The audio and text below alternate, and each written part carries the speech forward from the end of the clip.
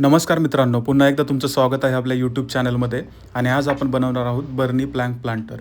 तर ह्याच्यासाठी आपल्याला साधारण काही टूल्स लागतील, जे की करवत असेल, त्यानंतर एक छोटी फळी लागेल, त्यानंतर छोट्या बर्नी पण लागतील आणि त्यासोबतच आपल्याला ड्रिलिंग मशीनसुद्धा लागणार आहे आणि काही केबल टाईपसुद्धा.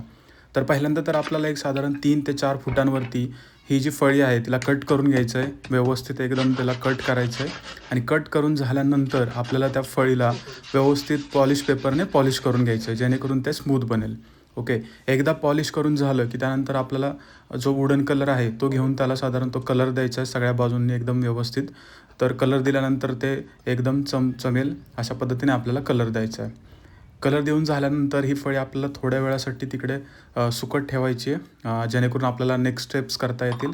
एकदा पूर्णपणे ती वाळली की अशा पद्धतीने आपल्या ज्या बर्नी आहेत, ज्या आपण यूज करणार आहोत, त्यांना घेऊन ते मार्किंग करून घ्यायचे आहेत. हे मार्किंग कशासाठी करायचे तर आपल्याला तिकडे ड्रिलिंग मशीनने ड्रिल करायचं. तर व्यवस्थित मित्रांनो इथं काळजी घ्यायची आहे की ज्या पण वेळी तुम्ही ड्रिल करत आहात तर तिकडे काही दुखापत होणार नाही याची काळजी घ्या.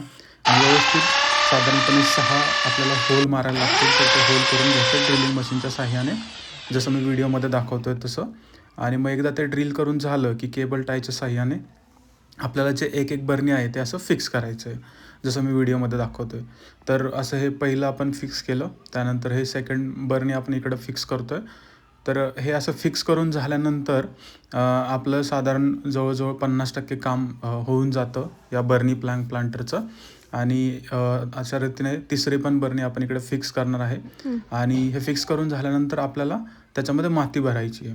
तर तिन्ही पण बर्नीमध्ये आपल्याला माती भरायची आहे. आणि मग जे तुमच्याकडे काही प्लांट्स अवेलेबल असतील, जसं माझ्याकडे ऑयस्टर प्लांट होतं, तर मी तिकडं त्या तिन्ही बर्नीमध्ये लावलं आहे. तुमच्याकडे स्पायडर लिली असेल तर ते लावा. जे पण छोटे प्लांट्स आहेत ते तुम्ही त्याच्यामध्ये लावू शकता. तर साधारणपणे असं तिन्ही बर्नीमध्ये आपल्याला प्लांट्स लावायचे आहेत. ठीक आहे. तर हे असे प्लांट्स लावल्यानंतर आपलं जे प्लांटर आहे ते साधारण असं दिसतं. आणि मग त्याला तुम्ही एका झाडाला किंवा तुमच्या बागेमध्ये कुठेही